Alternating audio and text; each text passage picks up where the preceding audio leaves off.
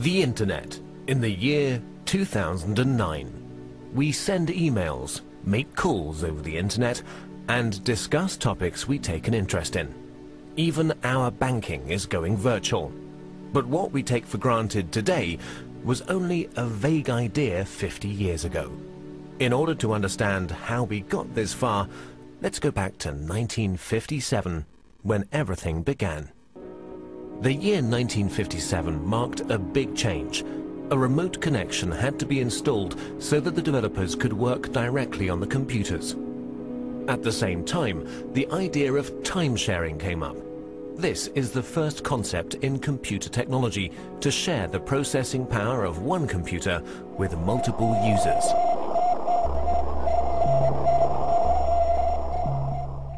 On October the 4th in 1957, during the Cold War, the first unmanned satellite Sputnik 1 was sent into orbit by the Soviet Union. The fear of a missile gap emerged. In order to secure America's lead in technology, the US founded the Defense Advanced Research Project Agency in February 1958. At that time, knowledge was only transferred by people.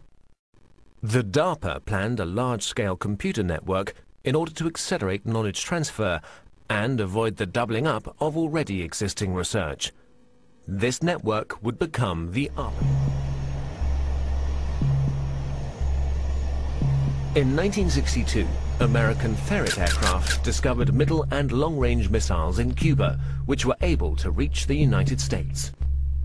This stoked fear of an atomic conflict. At that time, information systems had a centralized network architecture.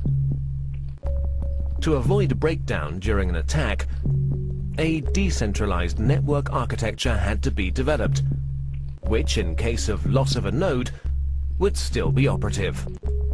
Communication still used to work through radio waves. That would have caused problems in case of an atomic attack. The ionosphere would be affected and the long-wave radio waves wouldn't work anymore. Therefore, they had to use direct waves, which, however, don't have a long range. A better solution was the model of a distributed network. Thus, long distances could be covered with a minimum of interference. In this way, the term Internet was born.